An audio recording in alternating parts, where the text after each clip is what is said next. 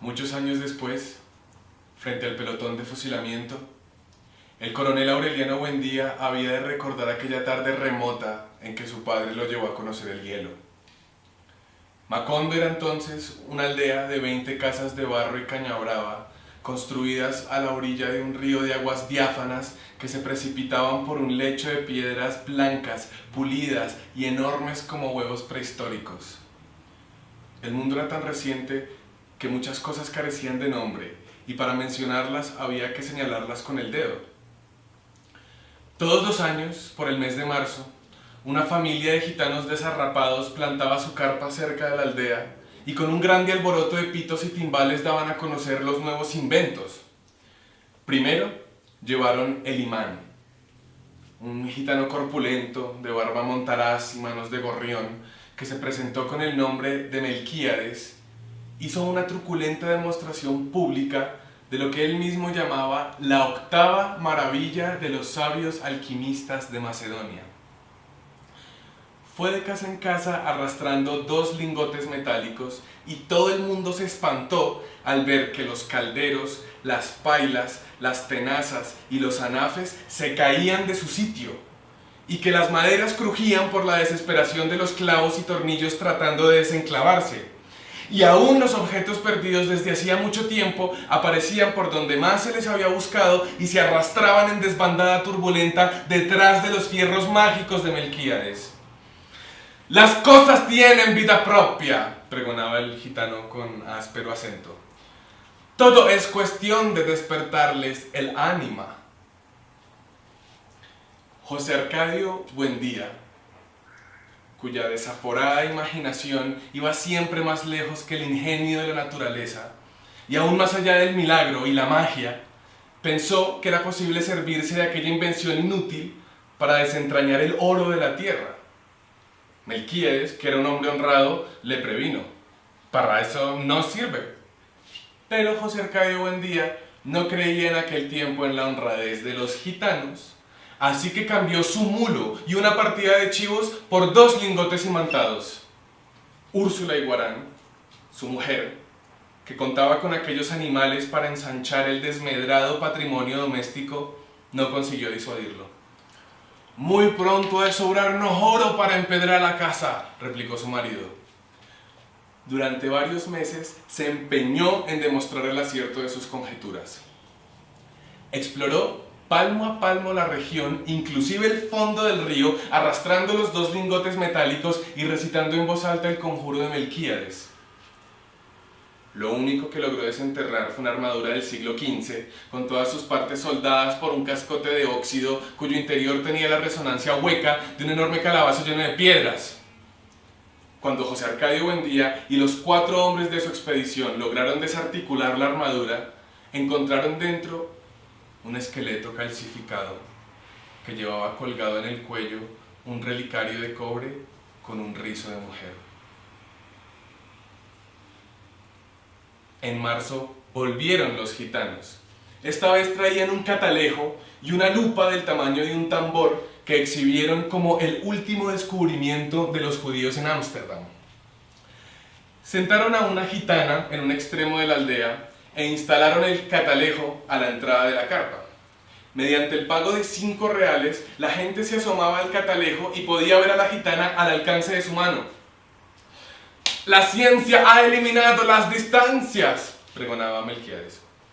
«Dentro de poco, el hombre podrá ver lo que ocurre en cualquier lugar de la tierra sin moverse de su casa». Un mediodía ardiente hicieron una asombrosa demostración con la lupa gigantesca. Pusieron un montón de hierba seca en mitad de la calle y le prendieron fuego mediante la concentración de rayos solares.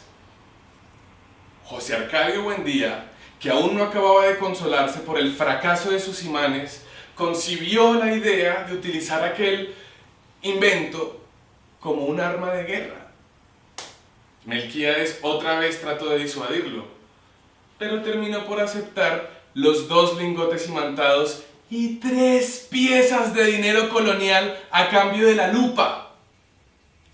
Úrsula lloró de consternación. Aquel dinero formaba parte de un cofre de monedas de oro que su padre había acumulado en toda una vida de privaciones y que ella misma había enterrado debajo de la cama en espera de una buena ocasión para invertirlas.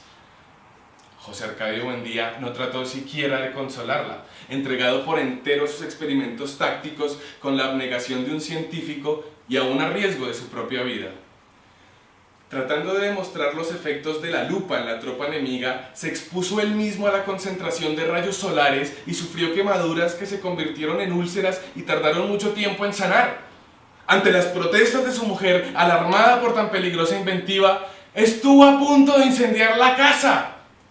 Pasaba largas horas en su cuarto haciendo cálculos sobre las posibilidades estratégicas de su arma novedosa, hasta que logró componer un manual de una asombrosa claridad didáctica y de un poder de convicción irresistible. Lo envió a las autoridades acompañado de numerosos testimonios sobre sus experiencias y de varios pliegos de dibujos explicativos al cuidado de un mensajero que atravesó la sierra, se extravió en pantanos desmesurados, remontó ríos tormentosos y estuvo a punto de perecer bajo el azote de las fieras, la desesperación y la peste antes de encontrar una ruta de enlace con las mulas de correo. A pesar de que el viaje a la capital era en aquel tiempo poco menos que imposible, José Arcadio Buendía prometía intentarlo tan pronto como se lo ordenara el gobierno con el fin de hacer demostraciones prácticas de su invento ante los poderes militares y adiestrarlos personalmente en las complicadas artes de la guerra solar. Durante varios años esperó la respuesta. Por último, cansado de esperar, se lamentó ante Melquíades del fracaso de su iniciativa y el gitano dio entonces una prueba convincente de su honradez. Le devolvió los doblones a cambio de la lupa y le dejó además unos mapas portugueses y varios instrumentos de navegación. De su puño y letra escribió una apretada síntesis de los estudios del monje Hermann que dejó a su disposición para que pudiera servirse del astrolabio, la brújula y el sextante. José Arcadio Buendía pasó largos meses de lluvia encerrado en un cuartito que construyó al fondo de la casa para que nadie perturbara sus experimentos.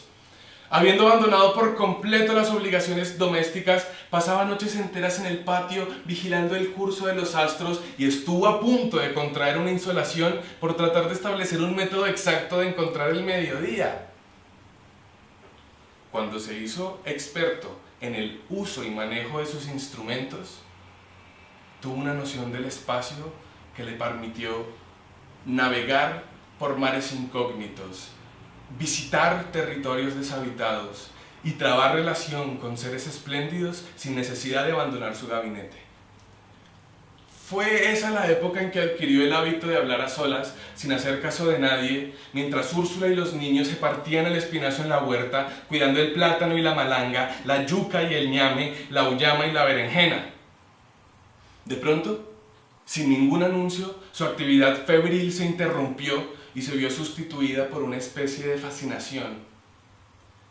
Estuvo varios días como hechizado, repitiéndose a sí mismo en voz baja un sartal de asombrosas conjeturas sin dar crédito a su propio entendimiento. Por fin, un martes de diciembre, a la hora del almuerzo, soltó de un golpe toda la carga de su tormento. Los niños habían de recordar por el resto de su vida la augusta solemnidad con que su padre se sentó a la cabecera de la mesa, temblando de fiebre, devastado por la prolongada vigilia y por el encono de su imaginación, y les reveló su descubrimiento. La tierra es redonda